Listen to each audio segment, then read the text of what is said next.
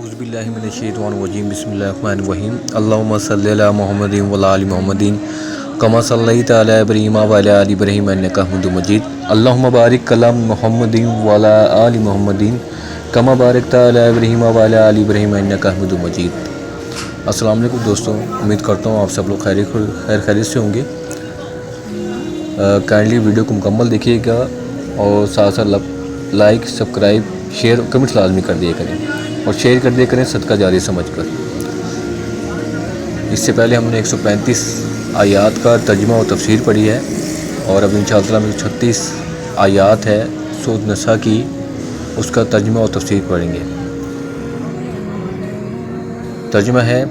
اے ایمان والو، اللہ تعالیٰ پر، اس کے رسول صلی اللہ علیہ وآلہ وسلم پر اور اس کتاب پر جو اس نے اپنے رسول صلی اللہ علیہ وآلہ وسلم پر اتاری ہے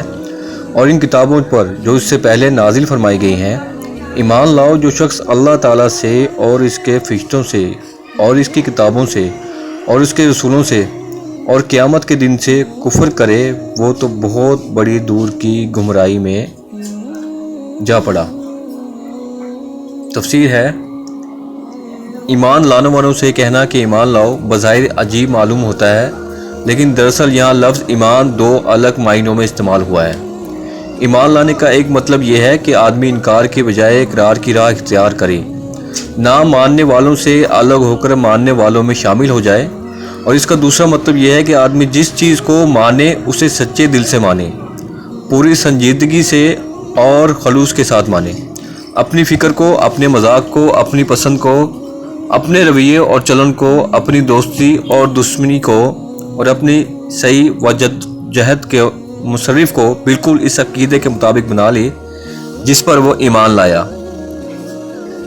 آیات میں خطاب اس تمام مسلمانوں سے ہے جو پہلے معنی کے لحاظ سے ماننے والوں میں شمار ہوتے ہیں اور دشمنی کو اور اپنی صحیح و جہد کے مصرف کو بالکل اس عقیدے کے مطابق بنا لے جس پر وہ ایمان لایا۔ آیات میں خطاب ان تمام مسلمانوں سے ہے جو پہلے معنی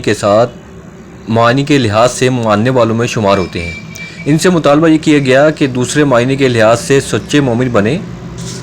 اور کفر کرنے کے بھی دو مطلب ہیں، ایک یہ کہ آدمی صاف صاف انکار کر دے، دوسرا یہ کہ زبان سے تو مانے مگر دل سے نہ مانے،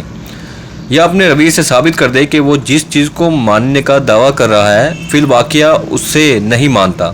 یہاں کفر سے یہ دونوں معنی مراد ہیں، اور آیات کا مقصد لوگوں کو اس بات پر متنبیہ کرنا ہے کہ اسلام کے ان اساسی عقیدوں کے ساتھ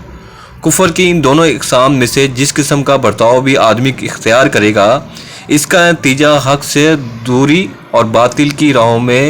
سرگشتگی یا نامرادی کے سوا کچھ نہ ہوگا۔ تو دوستو، اس آیات سے ظاہر ہوتا ہے کہ صرف اللہ کو زبان سے ماننے سے کچھ نہیں ہوتا، اللہ اور اس کے رسول صلی اللہ علیہ وآلہ وسلم کو زبان سے ماننے پہ کچھ نہیں ہوتا، دل سے بھی ماننے سے اس کا عمل ہو، دل سے اور عمل کرنے سے ظاہر ہوتا ہے۔ جب تک ہم دل سے نہیں مانیں گے، اس پر عمل نہیں کریں گے، اس وقت تک ہم اللہ تعالیٰ کے احکامات پر عمل کرنے والے نہیں بنیں گے، اس کے بندے نہیں بنیں گے، وسلم کے امت نہیں نکلائیں گے، ہم مسلمان ہی نکلائے جائیں گے۔ صرف نام کے مسلمان سے کہہ دینا کچھ نہیں ہوگا۔ وہ علامہ اقبال کے شعر ہے نا کہ زبان سے کہہ بھی دیا لا الہ تو کیا حاصل، جب دل بھی مسلمان نہیں تو کچھ بھی نہیں۔ تو اللہ سے دعا ہے جو ترجمہ و تفسیر پڑھی ہے اس کو سمجھنے، اس پر عمل کرنے اور اسے دوسروں تک پہنچانے کی توفیق عطا فرمائے، اور اللہ تعالیٰ کو ہمیں قرآن شریف کو ترجمے کے ساتھ پڑھنے، سمجھنے، اس پر عمل کرنے اور اسے دوسروں تک پہنچانے کی توفیق عطا فرمائے۔ جزاک اللہ۔ Please subscribe.